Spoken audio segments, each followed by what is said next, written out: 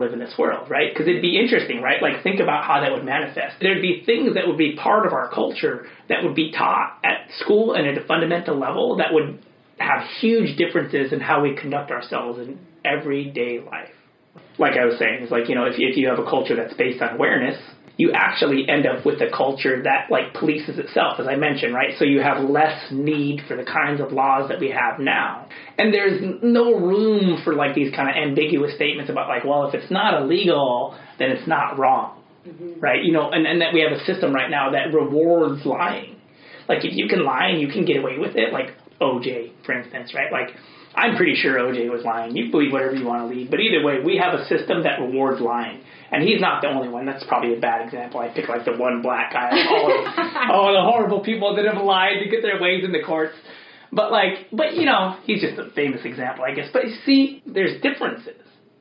It's a place that's worthy of exploration. And that's, like, all I'm trying to do right now is saying that, like, look, this is a real discipline. And that this is partially something that I'm making up. And not really, like, making it up, right? But like, I'm the one that put it together. But I'm pulling from something, right? And a lot of these ideas don't come from me, and I might be wrong about them, right? Like, I'm operating off just like the rest of us, right? And there's not a lot of information out there, and what information is out there is, like, squirreled away in, like, little weird books that are out there about our history and in people's heads, right? And in people's hearts, right? And this is what they're talking about. Like, this is why we need to, like, change, like, the level of seriousness that we have towards this, like, language immersion-ness.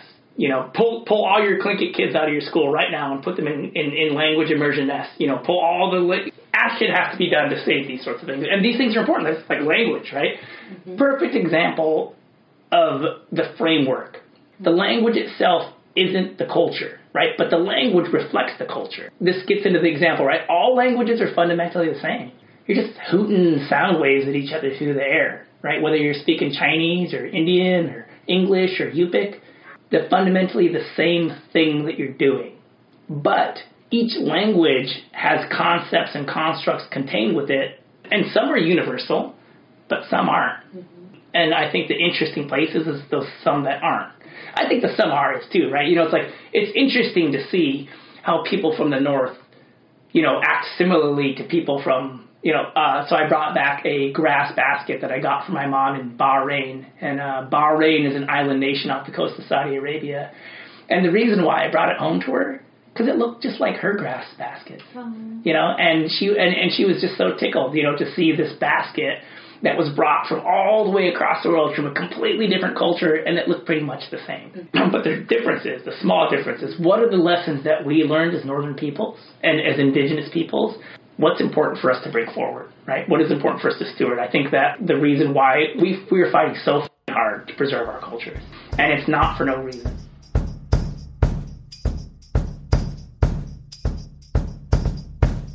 If your goal is efficiency, right? And this is one of the arguments that I make, that, like, this is one of the things that Western culture holds in high regard, right? This is why they created time systems and things like that, as efficiency, right? Like, you want to do things as efficiently as possible, right? Now, when you're doing things efficiently, that means that there's like a way of doing things, right? Like, so you have the person that's the best at doing this thing, doing it, right? You separate out things so that way we're producing as many widgets as possible, right?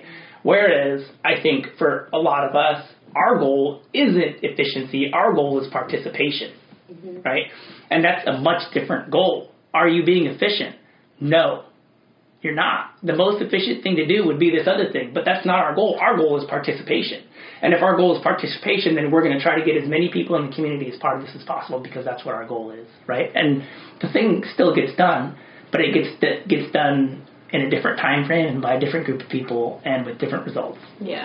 So I keep coming back. My sister's husband, but he's Indian, right? And there's such a economic disparity there. There's some people, like, in these beautiful, like, marble buildings and, like, these gorgeous hotels, right, in India, and we saw some of them. And then we also are just traveling, and you're on the road, and, like, there's these people with, like, no clothes, and, like, they're just burning trash to keep warm. And then there's just cows running in the road and, like, pigs running in the road, and I'm just like, I looked at Chad, my sister's husband, and I was like, dude, if I was poor, I would just kill a cow and eat it, you know? And then Chad looked at me, and he's like, even if you're poor, like, you still have morals. Yeah. You know? Yeah. And, like, there's, like, this level of morality. Like, you're not just going to bring yourself down to just eat animals that eat trash. Yeah. I feel like I would be way more satisfied if I could just eat a steak from this cow, you know what I mean? And then he also said, it's funny because his parents are like, they came to Anchorage. You know, we feel lonely on the road here in Anchorage. Because, like, if you go to India and you're on the road, there's people everywhere all the time. Like, so they came here and they're like, we feel lonely on the road here because I'm pretty sure no one time I drove to Fairbanks and I must have saw like 2 people. Right? Like the entire road to Fairbanks. Like. And so Chat told me this thing that, like, was really profound to me. It was, people would rather be poor and with each other than rich and alone. Yeah. In India. Yeah. So it's not just about efficiency. Like, Chat likes to do things with Roberta, his wife, my sister. Even if it's not efficient, just to do it. Yeah. Because he enjoys her company. Even, you know, just... I mean, you she's see like, what are you doing? Right. Well, and now that I brought it up, you see it, right? Like, we're pretty damn obsessed with efficiency in this country. Yeah. It's a big part of our culture, and it's actually part of the reason why we're, like, the most powerful country in the world.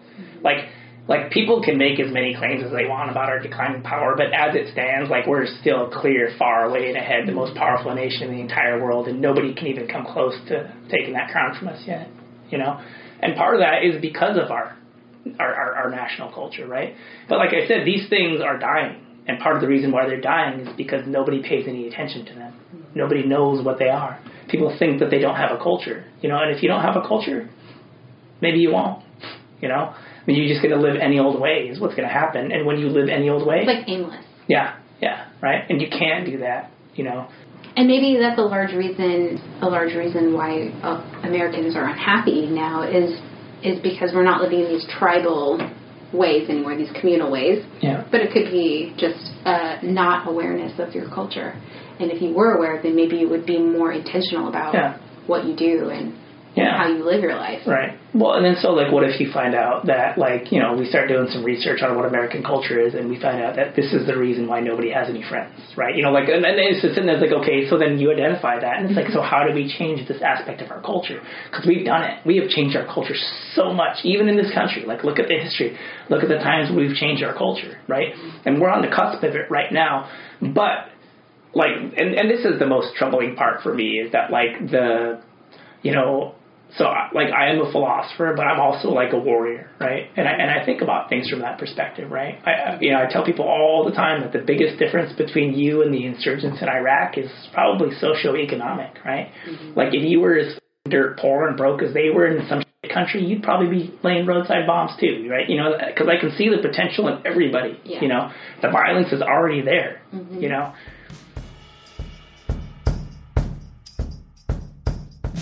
In his Northern Philosophy, Warren says, "The Alaska of our ancestors is gone, and in many ways we cannot even understand the world they lived in. But the knowledge is still out there to be discovered, and all of the old views are not lost." You know, the virtue of our ancestors was forced on them almost, right? The world that they lived in, that's why they were so virtuous, right? Mm-hmm. And so I think that this is something worthwhile for us to think about. You know, it's like, how do we infuse those virtues into the modern world, right? Like, how do we kind of create the hardness that doesn't exist here, right? Because yuuyaraq is about developing that part of yourself, right? Like I said that, right? Like, it's about developing the part of yourself that's created in the image of God, right? And so, like, you can take a more secular, like, interpretation of that if you want, right? Because what he was talking about that yuuyaraq is about developing the soul, the ego, the observer, right? The part of yourself that's not the meat part, because there's the meat part of yourself, right? Mm-hmm. And that's what, like, literally, like, this part of you is no different than a dog, right? Yuuyaraq was about developing the part of yourself that's created in the image of God, right? And that's, like I said, what he meant by that was developing that part of yourself that's not the meat part. Like, how do you control your anger, your jealousy? You know, like how do you make yourself stronger in these areas? And so yuuyaraq was about continually developing those things throughout your whole life, right? How the fuck are we going to bring that back? You know, I mean, I can see it, right? Like, and I think that we do it, right? Like, think of the ways that we continually developing ourselves, right? Like, education's one of them, right? education's not the only way to develop yourself, but it is one of them. Yeah. Right? And education can be interpreted in several different ways. Well, yeah. Like, I consider, like, college like my schooling, and my education was my whole life. My education started when I was born. You know, like, a lot of the way that I view the world was, like, contained in you know, on those beaches and on the tundra. You know, like, the lessons and like, this was where I learned how to be a human being, you know, where a lot of my scheme of information was formed, you know. Do you have to look back to look forward? I think that we should. Only because I think that you shouldn't take lightly the lessons that were learned, right? Like, and they were hard learned lessons, right? And so I'll give an example that non-native people might be able to identify with, right? Like, so the military also has a culture, right? And the military has a way of doing things that makes perfect sense for the context that it exists in, right? You know, like, this is a war-fighting organization, right? This is not a democracy, right? And it has a culture, and it has a way of doing things, and it has a methodology, right? And there are things that they teach you, right, about war-fighting, right? Like, literal, like, combat maneuvers and things like that, right? And you know how we learn those? Through blood. People died to learn those. Lots of people died to learn these things, right? And the same thing is true with our cultures, that lots of people died to learn the lessons that we learned, and so we shouldn't just throw them away for no reason, right? Should really think about why we have them, right? So, like, things like arranged marriages, right? Seem like that, you know, right? But again, you spend a little bit of time thinking about it, and you learn why we had arranged marriages. Actually, that's kind of important. How do we maintain those connections, right? You know, and how do we do it now? Yeah. Do we? Yeah. Well, I mean, I think that... There's a lot of, like... Yeah, right? Even, like, in villages now, they're so, like, proud of being from their own village. I'm like, you know, and this is a concept that my dad had introduced to me, is that the whole North Slope, they were nomadic. You know, like, everyone was from everywhere. No one was from one place. Like, it was... Everyone came and went. But then, you know, we had to get incorporated into cities to go to school for whatever reasons, right? And so... then, like, that culture of having so much pride of where you are from most of the year or whatever now is, like, embedded, and you have, like, this overwhelming pride of, like, your village when you're like, dude, we're first cousins. Like, you know, your grandparents used to come to my village every summer. Our grandparents were first cousins. Like, So, like, it's so weird, you know, and it's so strange that people are so... like, gung-ho about, like, I'm from Niltsit, or, like, I'm from Barrow, I'm from blah, blah, blah. And, like, we're all from the North Slope. All of our relatives have to come and go, and it's silly. Well, and if you look at the way that we've structured our villages and we've structured our societies, like, we've structured it based on Western culture, not on ours, right? You know, and so, like, structures take their form from the ideology or the philosophy that formed them, right? Like, this is the work that I did for First Alaskans on governance. I was tasked to understand what governance is, right? And so I took it all the way back to the ancient philosophers and was just like, hey, this is actually where this shit started.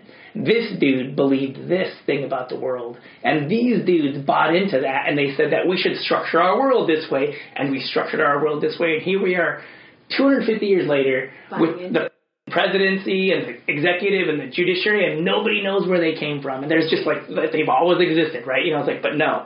These things didn't always exist, and they grew from a seed, and that seed was this idea, right? So I tried to read Hegel, which is a German philosopher, and he's terrible to read. The guy, like, tries his hardest not to be understood, but the thing that he said that I appreciated the most, and this has been my experience, is he says that when somebody asks you for a mighty oak, and you hand them a seed, they won't be happy. Right? But he's like, but you have given them what they need, right? You've shown them the oak, because the oak is contained within the seed, but that's not what they wanted, right? And this is kind of like what I did with the governance stuff, is I showed them the seed, and they're like, no, we wanted the oak, you know? And I'm just like, this is the fucking oak, you know? Like...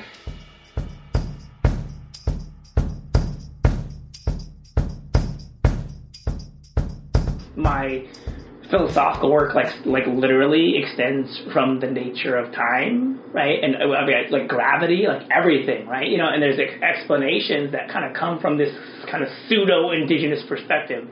And I say pseudo-indigenous, but because it's me from my cultural values, right? And my interpretation of the same data. You know, one of the questions that you ask is like, you know, is this how will this have impacts on other parts of society or other cultures, right? And I think like science is one of them, right?